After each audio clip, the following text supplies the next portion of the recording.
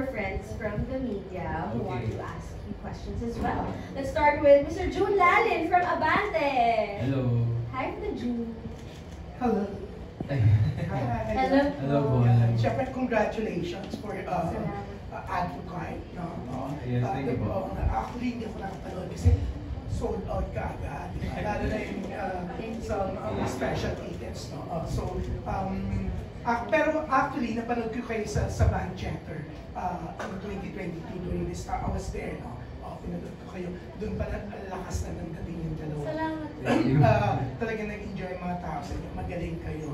Okay. Ang tanong ngayon kasi, ang daming gusto makapanood. Pero yun nga, hindi ganun kalaki kasi yung venue, no? Tapos ubos ka agad ng tickets. Ang bilis ng mga KDLX fans. Meron daw bang add to cart part?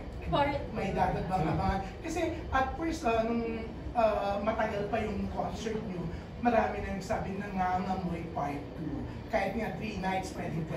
So meron ba kaming dapat abangan? Siguro po, magiging honest na rin po ako, siguro not in the near future po. Siguro matagal-tagal po. Kasi syempre yung hopes po namin na yung next would be bigger, would be even better. And that, I believe, would take a lot of time. And preparation. Yes, preparation. Tsaka, yung sa part din po sa fans namin, dahil hindi po biro yung nilabas nila ng love, money, everything. A lot of our fans flew in from wherever places. So, sabi namin, kapag nagdagdag agad kami ng next concert, kami kasi na makahinga.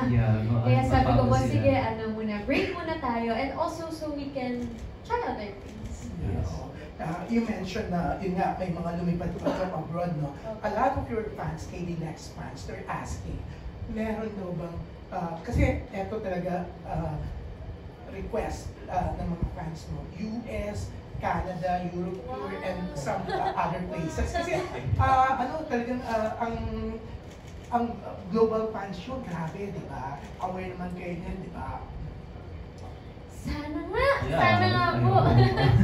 Pero siguro, bago po kami umabot sa international waters, baka mas mabuti kung malibot po muna namin ang buong Pilipinas. Oo. Yeah, para pagdating sa international waters, ay talagang ready na. Kasi iba rin po mag-show sa ibang bansa eh. Opo. And I think it's best din we have to make your mark nationwide muna bago worldwide.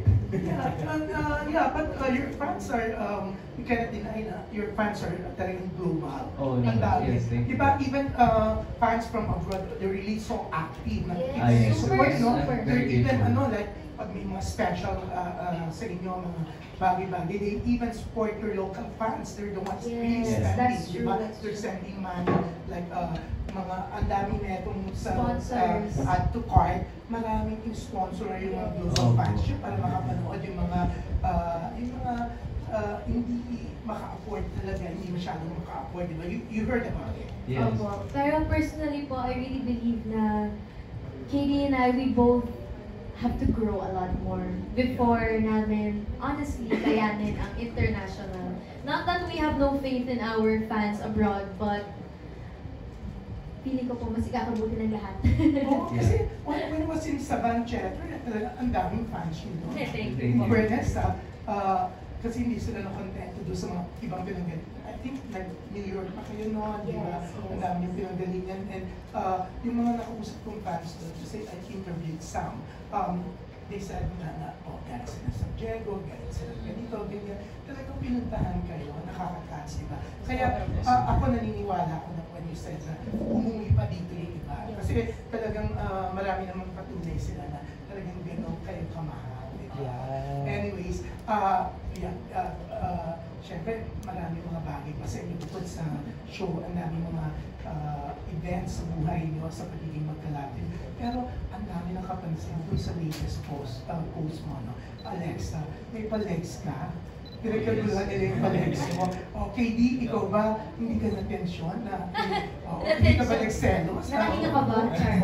May pa-legs na si, ano mo yun? Kino-cover na kayo.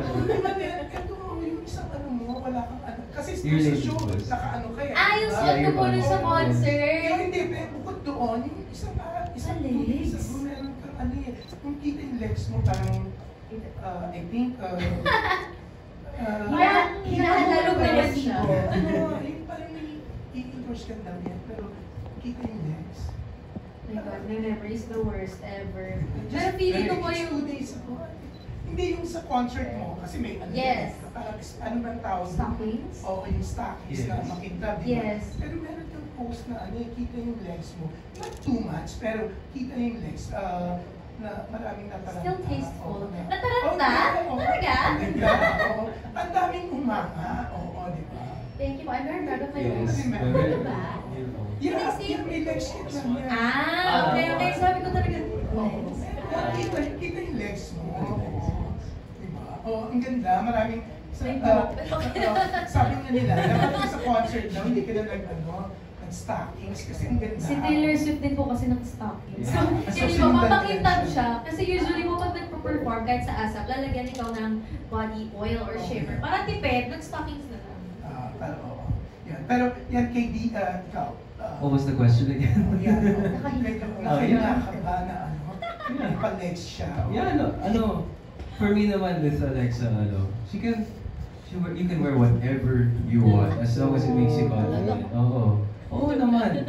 Kasi, yeah, hindi ako strict sa mga kasuotan niya kasi modern tayo. It's 2024. We can wear whatever makes us confident, diba?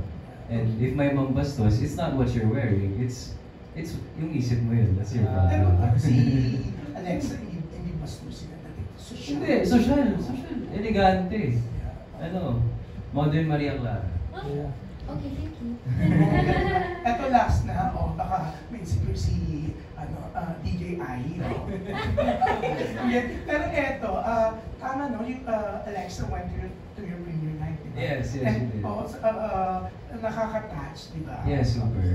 So, anong masasabi mo na yung talagang kahit eto, hindi mo siya kasama sa movie, but still, she supported you, di ba? Nagpakita siya ng support. And ang secret din ng ibang fans mo, I heard may mga Black Phoenix sila. Opo, yes.